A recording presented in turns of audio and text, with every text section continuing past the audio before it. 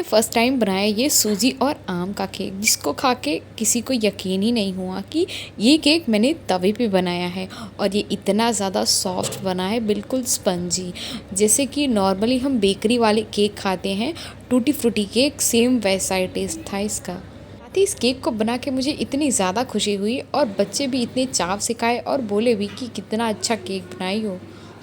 कि मैंने काफ़ी सारे रेसिपीज़ डाली हैं पर अब पे पैन वाले डाली है, तो अभी मैंने ये फ़र्स्ट टाइम डाला है, वो भी तवे पे केक बना के। इस टाइम में ही इसका रिज़ल्ट 102 आउट ऑफ 100 आया है।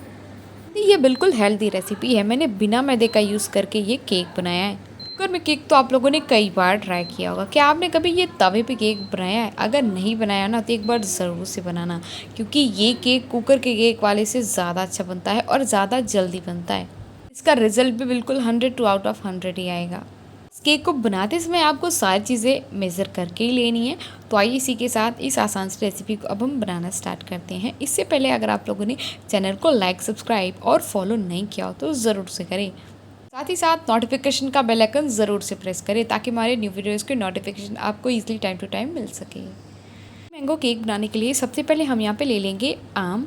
तो आप यहाँ पे कोई सा भी आम ले सकते हैं और इस केक के लिए हमें सिर्फ एक ही आम की ज़रूरत है, इससे ज़्यादा नहीं। यहाँ पे आम को कट करेंगे और इसका पल्प निकाल लेंगे। तो वैसे एक आम काफ़ी रहेगा और इस केक के लिए मैंने सिर्फ 1 कप सूजी का यूज़ किया और ये पल्प सिर्फ एक आम और सूजी से केक बनकर तैयार हो गया। वैसे इस बात का यकीन तो किसी को नहीं होगा जब तक कि कोई इसको ट्राई नहीं करेगा।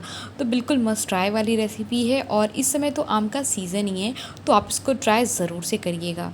ये है कि फ़र्स्ट टाइम अगर केक बनाओ डर बहुत लगता है, और साथ ही अगर केक ख़राब हो गया तब तो सारा इंग्रेडिएंट वेस्ट और घर वालों की डांट सुनो वो अलग। सारा सामान वेस्ट हो गया। सारी चीज़ें मेज़र करके लीजिए, केक कभी ख़राब नहीं होगा। मैंने ब्लेंडर में ऐड किया एक आम के पल्प को और साथ ही मैंने इसमें डाला 1 कप जितना सूजी। तो महीन मोटी कोई भी सूजी चलेगी। मैंने इसमें ऐड किया 1/4 कप जितना फ्रेश दही और इसी के साथ मैं इसमें ऐड कर दूँगी ये 1/2 कप जितना चीनी। साथ ही अब इसमें ऐड कर रही हूँ ऑयल। तो ध्यान रहे यहाँ पे आप बिना स्मेल वाले ऑयल का यूज़ करिएगा। तो मैंने यहाँ पे 1/4 कप ऑयल ऐड किया है। इसी के साथ मैं यहाँ पे ऐड कर रही हूँ 1/2 कप जितना दूध। तो ध्यान रहे सारी चीज़ें रूम टेम्परेचर पे करके ही ले। इसको हम अच्छे से ब्लेंड कर लेंगे और इसका एकदम फाइन सा बैटर तैयार कर लेंगे। आप चाहे तो इन सारी चीज़ों को एक बोल में करके अच्छे से थोड़ी देर मिक्स कर करके इस तरीके से भी आप बना सकते हैं, पर वो मुझे थोड़ा बोरिंग लगता है और उसमें काफ़ी टाइम लगता है। और ये मिक्सर वाला जो भी केक होता है, फटाफट से सारी चीज़ें डालो और ग्राइंड कर लो और फटाफट से केक का बैटर रेडी। ज़्यादा इसको फेंटना भी नहीं होता है, सारी चीज़ें अपने आप ब्लेंड हो जाती है। और साथ ही इसमें पाउडर शुगर का भी यूज़ नहीं करना होता है, सिंपली चीनी डालो और ग्राइंड कर लो। ये देखिए हमारा बैटर बिल्कुल अच्छे से रेडी हो गया है और बैटर भी बिल्कुल अच्छे से फूल गया है। तो इसकी कंसिस्टेंसी अभी काफ़ी थिक है। तो मैं अभी इसमें ऐड कर रही हूँ यहाँ पे 1/2 टीस्पून जितना बेकिंग सोडा। साथ ही मैं इसमें ऐड कर रही हूँ 1 टीस्पून जितना बेकिंग पाउडर। दोनों का अलग अलग रोल है, तो दोनों को स्किप मत करिएगा, साथ दोनों को ऐड करिए। साथ ही मैं इसमें ऐड कर रही हूँ इन दोनों को एक्टिवेट करने के लिए यहाँ पे 3 से 4 टेबलस्पून जितना दूध डालने से यहाँ पे दो चीज़ें होंगी। एक तो बैटर भी की कंसिस्टेंसी भी अच्छी हो जाएगी और साथ ही ये जो बैटर है ये भी एक्टिवेट हो जाएगा। ये हमारा बैटर बनकर तैयार हो गया है और अब हम इस केक को बनाने वाले हैं आज ये तवे पे।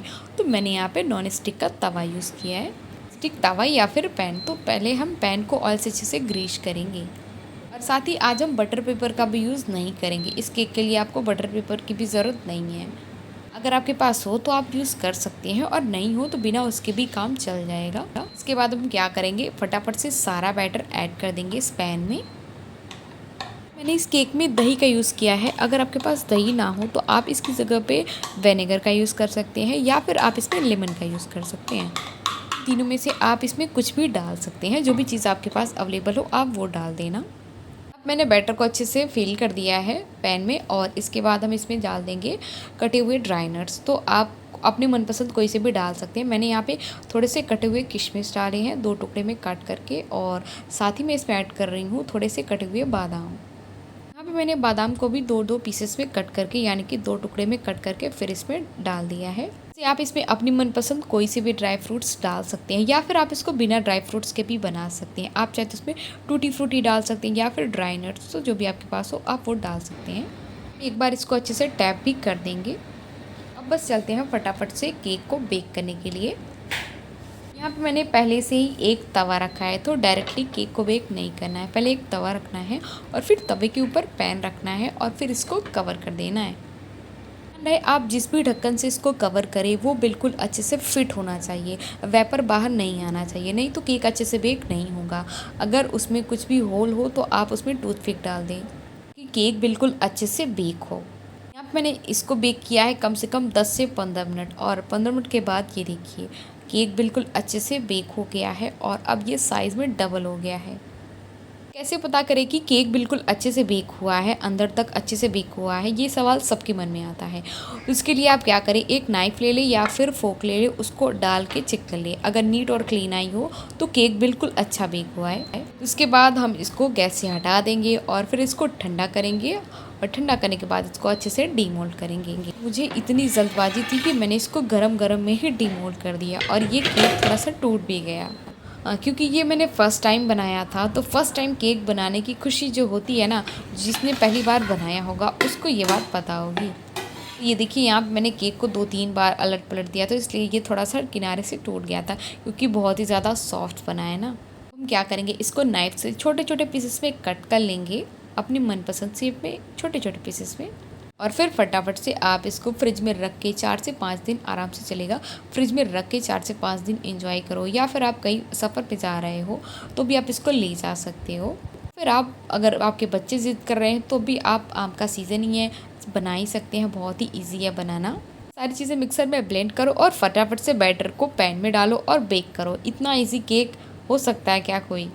कैसी लगी आप लोग को आज की मेरी रेसिपी, कमेंट करके ज़रूर से बताइएगा। और साथ ही साथ अगर आप लोग को आज की रेसिपी थोड़ी सी भी पसंद आई हो तो एक लाइक कर दीजिएगा।